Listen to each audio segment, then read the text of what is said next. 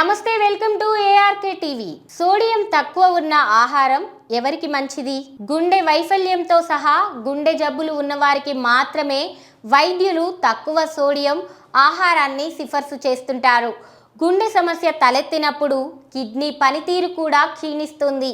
Sodium నీరు నిలుపుదలకి దారితీస్తుంది.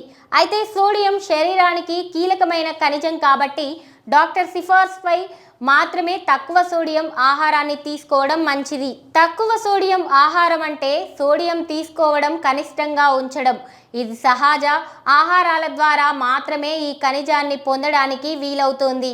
కొంతమంది వ్యక్తులలో తక్కువ సోడియం ఆహారం గుండె వైఫల్య ప్రమాదాన్ని తగ్గిస్తుంది, తదుపరి హృదయ సమస్యలను నివారిస్తుంది. అయినప్పటికీ తక్కువ సోడియం ఆహారంలో హైపోనాట్రేనిమియా, పేలవమైన కొలెస్ట్రాల్ స్థాయిలు, గుండె వైఫల్యం వంటి అనేక ప్రతికూలతలు కూడా ఉన్నాయి.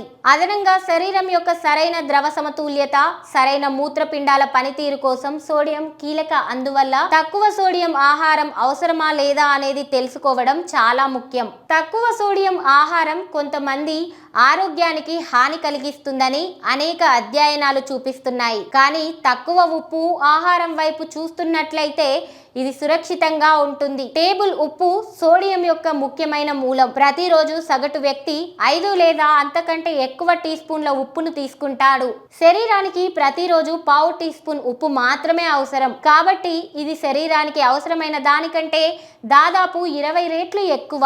సోడియం సాధారణంగా ఆరోగ్యానికి హానికరం కాదు. అయినప్పటికీ ఫాస్ట్ ఫుడ్స్, ప్రాసెస్డ్ ఫుడ్స్ లేదా ఇతర జంక్ ఫుడ్స్లో అధికం ఉండడం వల్ల దీనికి చెడ్డ పేరు వస్తుంది.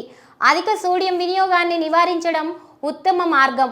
ఫాస్ట్ ఫుడ్స్ తినడం మానేయడం, ప్రాసెస్ చేసిన ఆహారాలను వీలైనంత వరకు పరిమితం చేయడం. క్యాండ్, ప్రాసెస్డ్ లేదా రెడీమేడ్ ఫుడ్స్లో అదనపు ఉప్పు ఉంటుంది. మీరు మీ భోజనానికి అదనపు ఉప్పును జోడించవద్దని నిర్ధారించుకోండి.